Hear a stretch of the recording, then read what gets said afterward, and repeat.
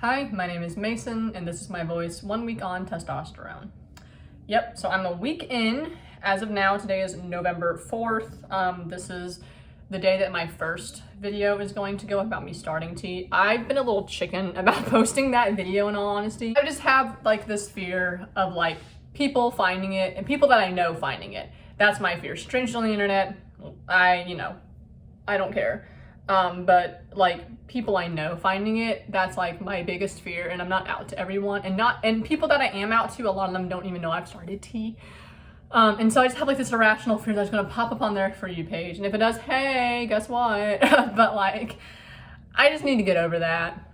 This is my 1 week on tea update, or I guess lack thereof. I feel like, well, there's some things. I'll just kind of jump right into it. This is my second time recording this video because the first time it was like over 18 minutes, and I was like, I don't want to edit that personally. Starting at the top, face, head. I've only been a week on tea.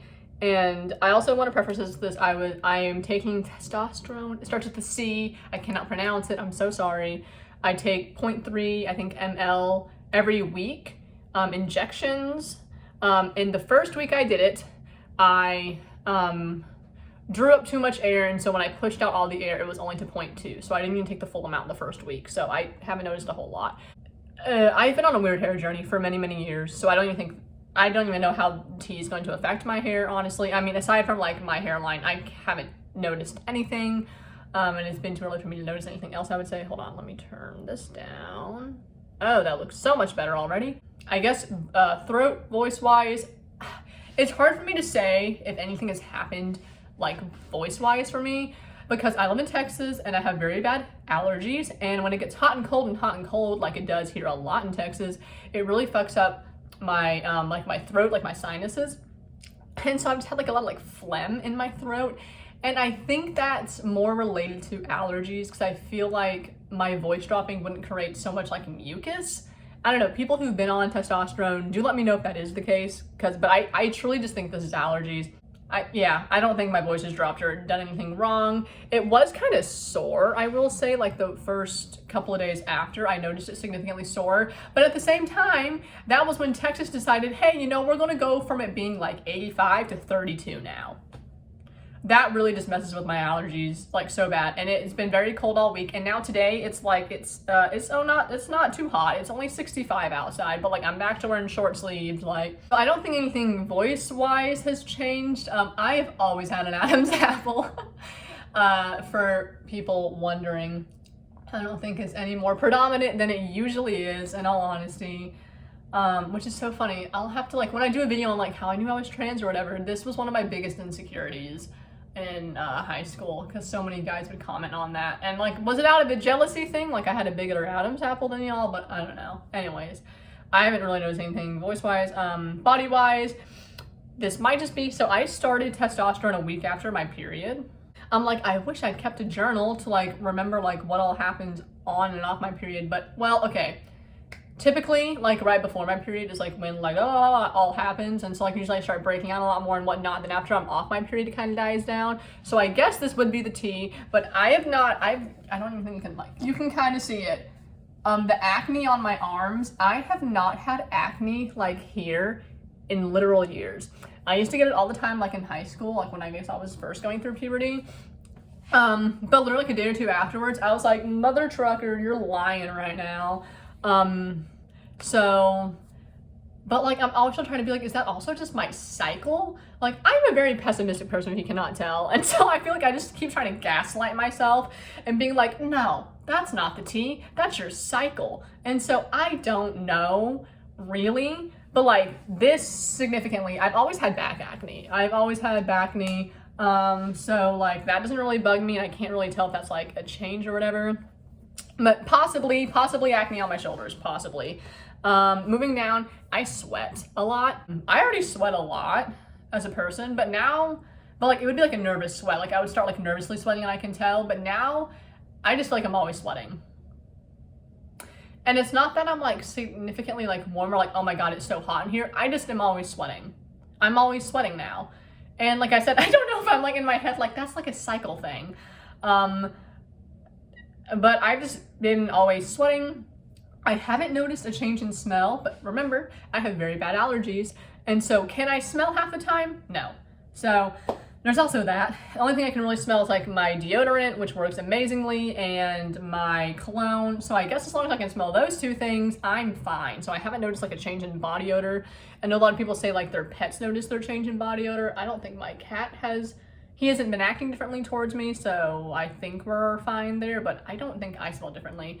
I will say in terms of like, especially like with this, I'm like, I need to up my shower game. Because typically I get lazy in the winter, because typically I don't sweat that much in the winter, so I'm like, I can get away taking a shower like every other day, every 2 days, it's fine. But because I sweat so much now, I take a shower every day, and I'm just trying to like combat that, mostly for the acne. I'm trying to combat the acne because I had like bad acne in high school.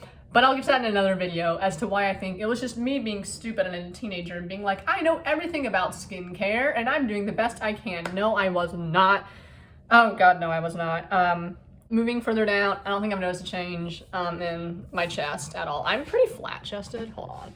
Like this is me. Like I usually don't bind. I'll bind sometimes. If I'm in like a lighter colored shirt, I'll bind, but like I'm not a fan of tight things, like tight fitting things. It kind of freaks me out. It just kind of makes me anxious, like tight things. Taping works amazingly because I do have such a small chest. Not to toot my own horn, I'm so sorry. But like I tried taping the first time this summer, but I have to take it off the same day because I can't sleep with it. It literally freaks me out. Like I can't have like that tightness feeling. I can't handle it. But like in the winter when I like wear oversized shit, nah, I never bind. And then in the summer I never bind because it's too fucking hot. So I kind of bind, but yeah, I haven't noticed like any difference in my chest or anything like that. Moving further down, hair wise, I don't think anything's really like kick-started hair wise. I'll take a photo and insert my like leg hairs, I guess. Thank God I literally recorded a video of my knee for my tattoo artist, but yeah, that's my leg hair. I'm already a pretty hairy person, at least knees down. I recognize that like my thigh hairs are probably darkened a lot. They're like just blonde right now, so I expect those to get darker. My arm hair is just blonde. I'll expect that to get darker, but no notice anywhere else. Like the biggest change I've seen on T, at least, has not been anything like mood-wise, I would say, but like how tired I am. I am very tired. And not tired in the sense of like how I used to be tired before. It's a different type of tired. It's like back to when I was a teenager tired, which makes sense because I am going through puberty again. And it's just like kids need more sleep. Teenagers need more sleep because they're going through puberty. And so before, my body used to naturally wake up like before 9 a.m., like 8:30, 8:50, because one of my jobs I have to be up and going like around 8 o'clock.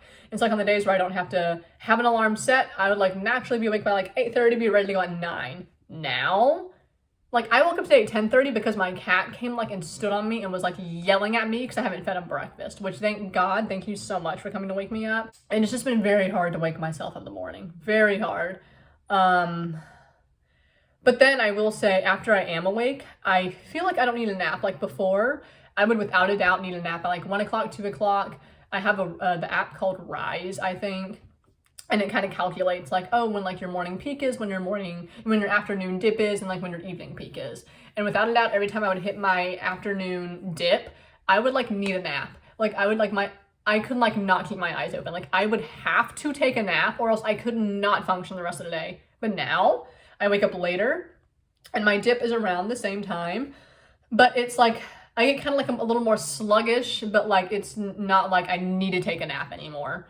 And that might just be because I'm sleeping in later, but I've noticed that for like the first 2 to 3 days, I'm just like really like, it's really hard for me to wake up. Like I took my T shot a day early because my friend and roommate who does my shot went out of town very early this morning and I didn't want to wake up early to do it. So we did it yesterday, last night.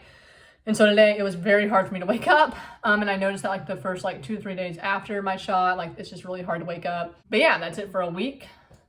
I'll make another video about other things, but yes. I don't know how to end these things. I guess I'll see you next week.